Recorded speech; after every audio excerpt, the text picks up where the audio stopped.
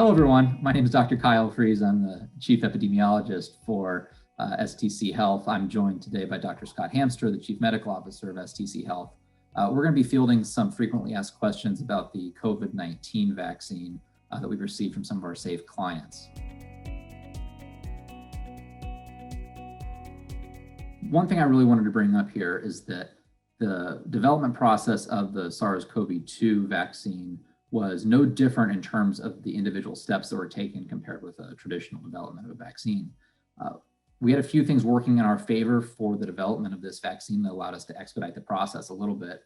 Shown here in this graph, the first thing is that fortunate that we had a lot of pre-existing knowledge from previous coronavirus outbreaks, most namely the SARS-CoV-1 outbreak, as well as the MERS outbreak shown here on the left. So a lot of the preclinical trials had already been done, including animal models and some of the more basic scientific research. So we were able to use that knowledge and translate it to our development of this new vaccine for SARS-CoV-2. The second thing I wanted to bring up here is that clinical trials are typically broken up into three main phases: phase 1, phase 2, and phase 3.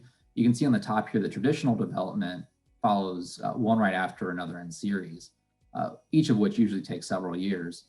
Because we're in a pandemic, the paradigm was slightly rethought here so that instead of running them back to back, they were overlapped a little bit. So as we were completing phase 1, we started phase 2 trials and likewise began phase 3 as phase 2 is wrapping up. This allowed us to shave off a lot of time. The important thing to remember here, though, is that no steps were actually skipped. So there still is this overarching goal of testing the efficacy as well as the safety of a given vaccine. So to reiterate, there were no steps skipped in terms of developing this vaccine when we're evaluating the safety or effectiveness. The third thing that we had going in our favor was that vaccine manufacturers, for lack of a better word, they made a gamble. Instead of waiting until after regulatory approval and review by the FDA and the CDC and others to start the large-scale manufacturing of the vaccine itself, they actually started the production during the clinical trials, which obviously let us get to a point where we can ship more vaccines more quickly. So all of these things together can explain why we were able to develop a SARS-CoV-2 vaccine so quickly. That, and essentially the entire scientific community was able to throw their collective weight behind this effort. So the takeaways are that we were able to expedite the individual processes through vaccine development, but that does not mean that the vaccine is any less safe or effective compared with other vaccines that are out there. We have really advanced vaccines over the last 3 decades. And the best way maybe to look at this or think about this is think about blueprints for a house or a car. And you'd have to have an entire blueprint for a functional car to be made. You'd need all the parts. But these 3 vaccines that we're starting to deploy right now only provide the blueprint for one part of the car. You could say it's a steering wheel, but more like it's the visible chassis that you can look at and easily identify as a Corvette or a Rolls Royce or a Mustang, but it's just the shell. The car doesn't work. And so that's the way this vaccine does. It's a blueprint that we had to just take a little piece of that viral RNA and package it so that your immune system can respond to it. And all we're doing is finding that little piece of viral mRNA that has the spike protein, what's visible to your immune system. And then you can also send that in via a viral vector. That's the AstraZeneca Oxford one. And think about one is delivering the package by FedEx and the other one is delivering it by UPS. But either way, your immune system sees it and then responds.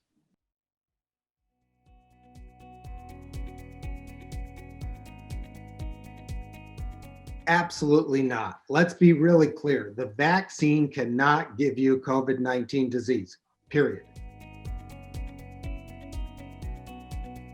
This is a really interesting question because it depends on your individual immune system and how it reacts. This vaccine is a practice session for it.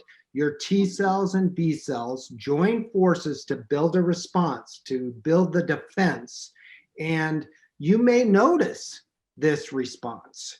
It may be local, right where they give you the injection, a little redness, a little soreness, or you might notice it across your whole body like, oh, I feel a little off, a little achy, a little warm or feverish.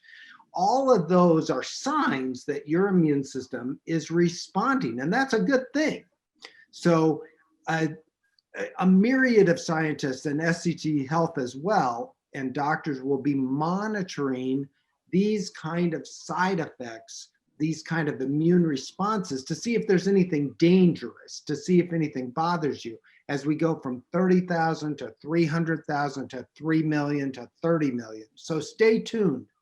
We will learn more and more and more and more.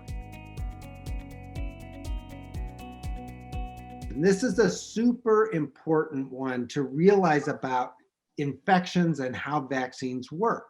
When people are infected with SARS-CoV-2 and get COVID-19 disease, people will still breathe on you, cough on you, spread virus to you. And what the vaccine does is it prepares you for this invader. It allows you to respond both better and quicker, which limits the ability of the virus to replicate its numbers so that you can spread it to other people. Now, the hope is that not only will the vaccine protect you from getting sick, it will keep those viral numbers down so low or so briefly that you won't spread it to other people. We don't know this yet. If this will be true, we sure hope it'll be true, and it's been true in other vaccines for other infections, but our fingers are crossed and we'll be watching this closely. So what we are doing with the vaccine, as Dr. Hamstra said, is that we are prepping your immune system so that if it's introduced to this pathogen in the future, it's ready to go. What I'm showing here is kind of an oversimplified illustration of what a typical infection with SARS-CoV-2 looks like. So originally we have an exposure, and then as time progresses, you have an increase in viral load. And at some point you become infectious to others because, as Dr. Hamstra said, once you hit a certain viral load, that's when you're shedding that virus enough to infect others. Once you reach a certain point, your immune system mounts a response, and then you can see this gradual trailing off of viral load. You pass the infectious period, and then you enter your recovery period. We use this a lot when we're designing testing strategies, but it's also important when we develop vaccines and how this is going to act.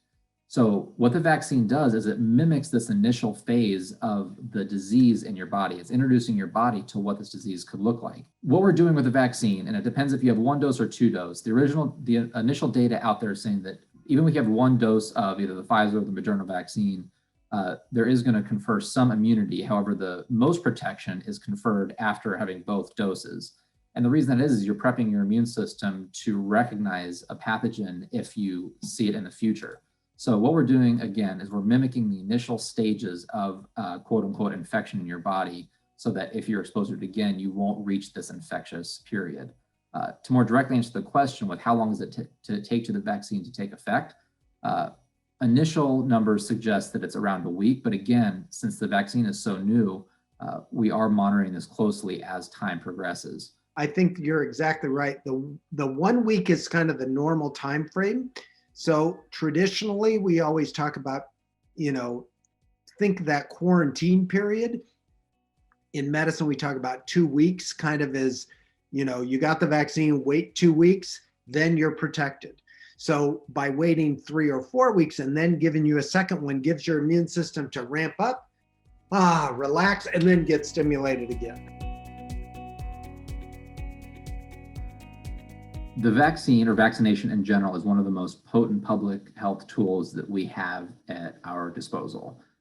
That doesn't mean that with this vaccine, that especially in the coming months, that we can neglect all the other public health measures that we've been implementing for the past months, especially as doses are limited. We need to still make sure that we social distance, wear our masks when we're in public. We need to still maintain all these preventive strategies because that's how we get the virus under control.